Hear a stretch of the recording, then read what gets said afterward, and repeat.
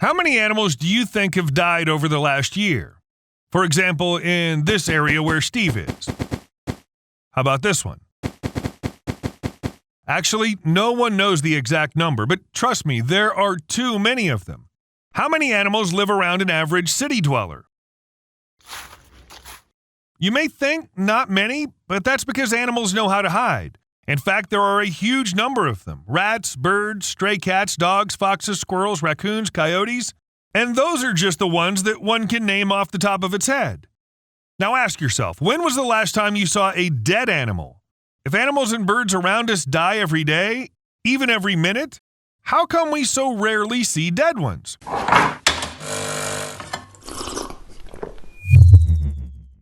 According to statistics, one small bird dies every second in the UK alone. So where are they all? Well, there are several reasons why the chance of finding a dead bird is pretty slim. Dead small birds simply blend into the surroundings. You can be 16 feet away from them and simply not notice them. Moreover, dying animals usually get into secluded places. For example, under bushes where they find their final resting place. A significant number of deceased animals are consumed by predators, leaving behind only a small circle of feathers. These feathers are swiftly repurposed by other animals as construction materials for their nests. Why waste good stuff? Also, don't forget that nature is very quickly getting rid of corpses. Mammal scavengers, insects and their larvae, bacteria, and fungi, they all recycle bodies within days. And if the animal was small, some insects can deal with it even faster. Some of them are very voracious.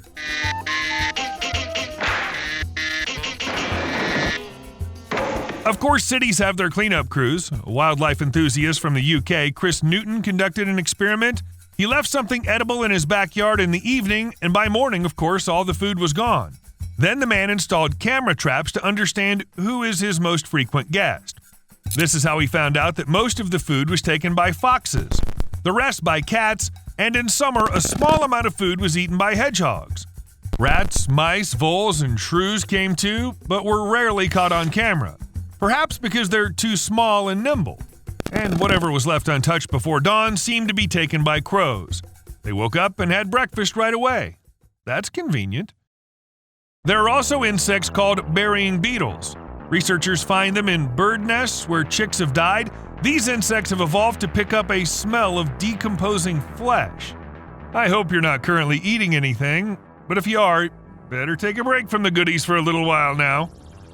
So these beetles fly up to the carcass and begin to remove, material from under it. After a week, the chicks are no longer visible. If the nest had a basement, I'd say that their carcasses end up there. Once the carcass is buried, the female beetle proceeds to lay eggs within it. Following the hatching of the larva, they nourish themselves by consuming the carcass. It may sound disgusting, but when you think about it, adult-bearing beetles are quite caring parents. According to statistics, animal carcasses are most often seen on roads. Lights fading, limbs growing cold. The reason behind this is that when animals meet their demise on the road, they can't crawl away, and the heavy traffic makes it challenging for scavengers to get to them. However, despite the obstacles, magpies and crows can be observed fearlessly dodging cars on the roads. Yes, they take risks to consume the deceased animals. The scavenging behavior of these birds at roadside cafes has led people to severely underestimate the actual number of animals that meet their demise under car wheels.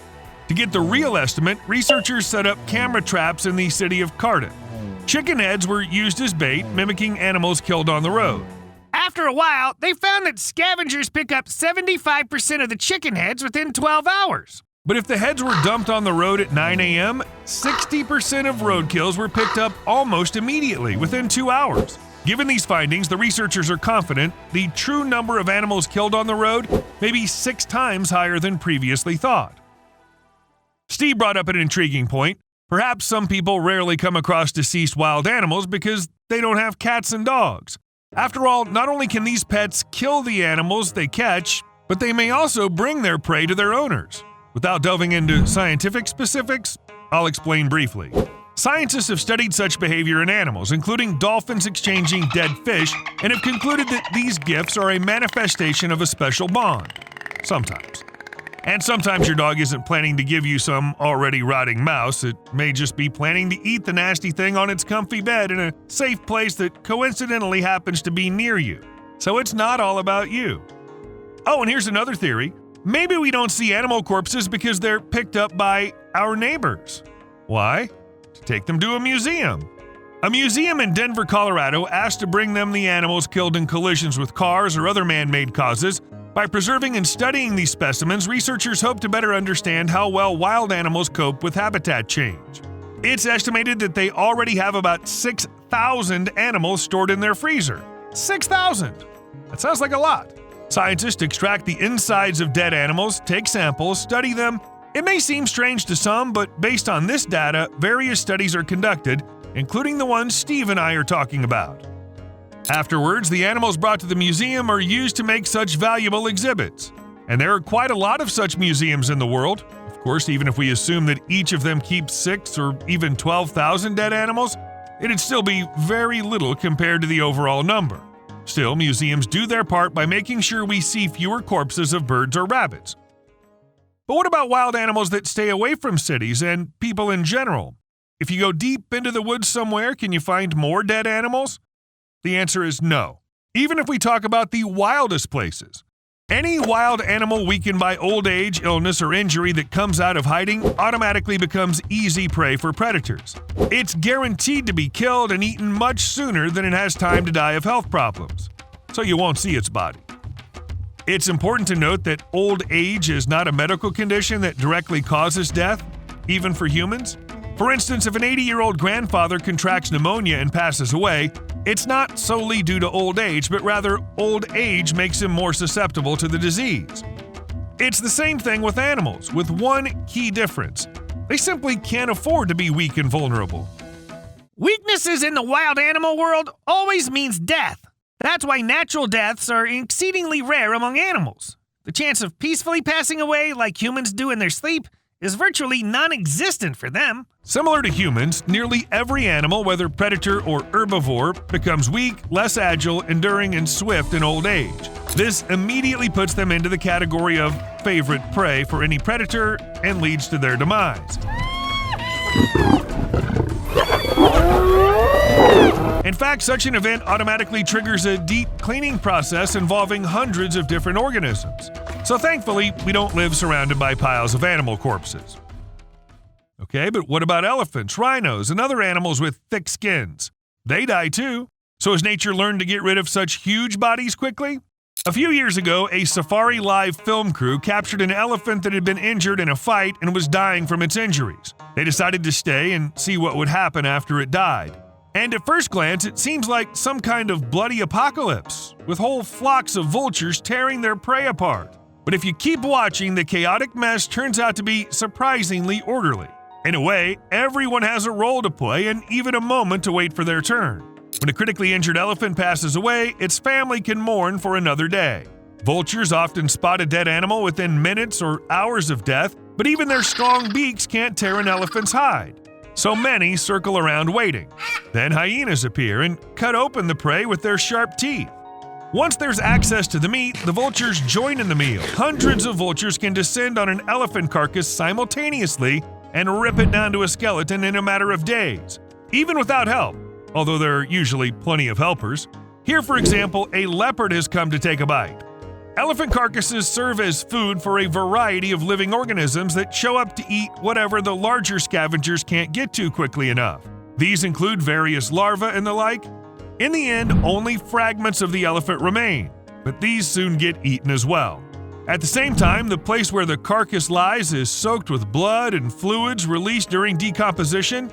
It sounds disgusting, but this is what creates a particularly fertile patch of land where microbes release nutrients into the soil. Remember what I mentioned about the elephant's mourning family? Well, each member of the family leaves behind piles of dung that become a home for various species of dung beetles and countless other small creatures.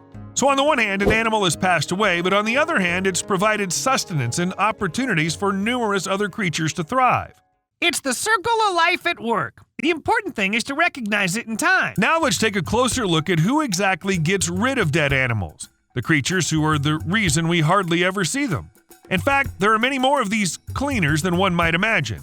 Take flies, for example. They get rid of waste, eating dead plants and animals, plus speed up the decomposition itself, that is, break down organic substances into simpler ones, and these substances, in turn, feed other organisms. If you ask an average person about scavengers, they'll probably think of vultures, and they'll be right. But their important and primary role is not eating carcasses. Vultures tear them into smaller pieces, which speeds up the decomposition process. They scatter the body parts in various directions, ensuring that the nutrients are evenly distributed instead of being focused in one spot. Actually, the scavenger group includes bigger creatures like jackals, coyotes, crows, raccoons, and foxes. Talking about birds, you've got loads of vultures, and each one's got its own job when it comes to chowing down on a carcass. Some go straight for the guts. Some are all about the meat, and others focus on the bones. It's like they've got their own little labor division going on. These photos, for example, show a bearded vulture enjoying bones. Seriously, you look at it and you start thinking, bones are pretty tasty stuff. Cockroaches are another well-known scavenger that humans generally dislike. If you've seen cockroaches at your home, you know that the experience is simply unforgettable, in the worst sense of the word. These insects eat dead animals, plants, paper, clothing, any organic matter. Basically, they'll eat just about anything they come across. And while most people find cockroaches disgusting, they play an important role in the nutrient cycle. I agree, it's pretty hard to accept, especially if you've ever seen a cockroach crawling somewhere near your own lunch. Or your bed. Ew. Insects, despite their small size, are incredibly effective at getting rid of dead animals. Take the dermistid beetle, for example. It can devour a tiny creature like an owl or rabbit completely within a day or two. If it's a larger animal like a coyote or deer, they can finish the job in about a week. And the most amazing part is that these beetles are found everywhere, except in deserts and super cold places. Yep, flesh-eating bugs are literally everywhere. Look, it's a good thing they only feed on the dead instead of choosing to prey on the living. In addition to their speed, dermistid beetles are also very neat. They eat everything, save for the bones. Even the thinnest, most fragile bone structures remain intact. And people learn to use this property for their benefit. The Museum of Vertebrate Zoology at UC Berkeley contains over 640,000 specimens of amphibians, reptiles, birds, and mammals that are carefully cataloged. All so that future generations of researchers will have a glimpse of the past. Naturally, all the animals kept there are dead, but still carefully prepared to be preserved for decades and even centuries to come. And that's where the flesh-eating beetles are very helpful. They save scientists from the precise and, let's say, not the most pleasant work. That is, they remove tissue. These beetles are used by museums all over the world, but it was at UC Berkeley Museum where it all began. The beetles you see on the screen are descendants of the very first colony that started at the museum as early as 1924. By the way, there were some incidents. The dermistid beetles are so voracious that they once snuck onto a wrong floor and ate an entire collection of valuable specimens. That's why all employees are taking extra precautions now. Otherwise, if you get distracted, your whole science project will slowly be eaten up. But let's pay attention to the other cleaners. Some of them may come as a complete surprise to humans. These are crabs and lobsters. They eat carrion underwater because the process of decomposition is certainly not limited to land. And even great white sharks, even though they're apex predators, eat carrion and thus contribute to the cleanup. Whatever remains is picked up by worms, sea cucumbers, and other small creatures. They are the penultimate link in the chain that recycles nutrients and reintegrates into the ecosystem. Turns out that foxes, flies, and great white sharks have something in common. But the final stop of a living organism after death is fungi and bacteria. They cause decomposition on a microscopic level. Instead of absorbing and digesting substances through their bodies, they secrete enzymes onto the dead animal and then absorb the nutrients. Now let's be honest. Cockroaches, flies, vultures, flesh-eating beetles, none of them are what you'd call pleasant animals. So here's how our brain works. Sometimes when we come across something that seems absolutely disgusting, we can't help but wish that this something didn't exist. If you've been watching our videos for a while or have a rough idea of how things work on our planet, you realize that in a world without scavengers, pretty much everything would fall apart. But what would that actually look like? Oh, I love to learn new end-of-the-world scenarios. Well, it's not exactly end of the world. So we present to you a world without scavengers. Here's an interesting fact that often goes unnoticed. Scavengers actually act as essential cleaners, removing harmful substances from our surroundings and thus preventing the spread of diseases. Without these hardworking cleanup crews, these diseases could have far-reaching effects, not just on local environments, but also on human health and the economy. If you leave a dead animal just lying there, bacteria and other pathogens can spread in the local environment and infect other animals. Yes, including humans. But that's only part of the problem. Without scavengers, a planet would be teeming with corpses and humans wouldn't possibly have enough time to clean them up manually. Moreover, in the remote areas, there'd be nobody to handle the job. Consequently, the whole planet would reek of decaying animals. However, compared to the spread of diseases, this could be the least of the problems. By the way, if only large scavengers like foxes, crows, and vultures were to disappear, we would have an insect infestation. In such situations, nature always works the same way. When competitors disappear, other creatures begin to thrive. It's even scary to imagine what things would look like then. Oh, and the soil everywhere on the planet would become less fertile, leading to lower crop yields. To make up for this, we'd have to sow vast areas, and that'd mean destroying even more wildlife. Overall, the planet would eventually become uninhabitable, and it'd be complete chaos. So let's agree that all animals in nature serve a purpose and move on. Can the cleaners be not up to the task? Like, let's say a bunch of animals kick the bucket all at once in a spot. Do scavengers have some kind of work schedule or something? Scientists have done tests with rotting feral pig carcasses. Yes, it looks as nasty as it sounds, but it's important to study to see what the environmental consequences of mass mortality are. Researchers were curious to observe how the larger amount of animal carcasses influenced the process of decomposition and if it could have any impact on ecosystems. They also wanted to investigate whether this situation might lead to the spread of pathogens, especially when scavengers were absent or scarce. First, flies buzzed over the carcasses, then vultures showed up. Sticky traps and video cameras have recorded more than 40 species of animals visiting the carcass sites in just the first few days. So far, the work has shown that mass animal deaths can lead to soil poisoning. When corpses decompose, they release gases and cocktails from the liquefied remains. I've talked about this before. As usually, these emissions are actually beneficial, but when it happens in mass, the toxicity can kill plants. Any kind of plants, even trees. There can be other consequences as well.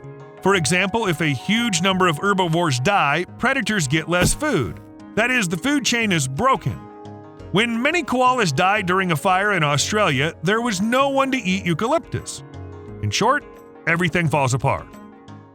As long as there are scavengers, nature works as it should. But in some cases, people just can't wait for the animals, birds, and insects to do their thing. That's just the way we are. Always in a hurry. There's nothing nice about going to work every day past some dead cat, dog, or even horse. In addition to the foul odor and the risk of spreading disease, dead bodies look horrible. That's why there are special services that collect them and take them away from people. The people in charge of keeping public areas clean spend a lot of time tidying up roadsides, as most accidents involving animals occur there. They don't go around patrolling the streets or searching through bushes for dead animals. They respond to calls instead. Some places have laws that make it mandatory for anyone who hits an animal to contact such a service. In other cases, the service is called upon by municipal officials. Even stranded whales, porpoises, or dolphins are usually reported to these specialists. They use heavy machinery to bury the animals along with other waste, even if it's a whale. Everybody knows it's a terrible idea to dispose of a whale any other way, right? And since we've talked so much about death today, I can't help but tell you about a study done in 2022. Scientists decided to find out what people feel when they're on the brink of death. It turned out that all experiences follow a certain scenario. First, separation from the body and realizing you're dying, then the journey to some final destination, then a meaningful review of life, the very thing when life flashed before your eyes, then some time on the other side, and finally, the return to life. It's still unclear exactly what we can learn from this study, but it's still pretty interesting. Underwater Music Festival. Now let's get back to the world of the living. Turns out Ariel isn't the only creature that can sing underwater. Dozens of divers and snorkelers attended the 39th annual Lower Keys Underwater Music Festival a couple of weeks ago, and it was a one-of-a-kind underwater concert. It was dedicated, of course, to protecting the reefs, and it looked, well, peculiar. The local radio station was even able to broadcast the music that was playing underwater. I wonder if any of the reef creatures liked it. Annual Hemingway Lookalike Contest. Nearly 140 men who look like Ernest Hemingway gathered in Key West, the late author's home, to compete in a lookalike contest. Surprisingly, such events are still going strong and remain popular. An asteroid flew past Earth. Can you believe it? On July 13th, an asteroid zoomed past the Earth at a distance of about 62,000 miles. It's crazy that no one saw it coming, not even the scientists. They only caught on 2 days later. And it's not like the asteroid was too small to do any significant damage. If that was the case, I'd understand why no one noticed it. But the space rock was about 197 feet long.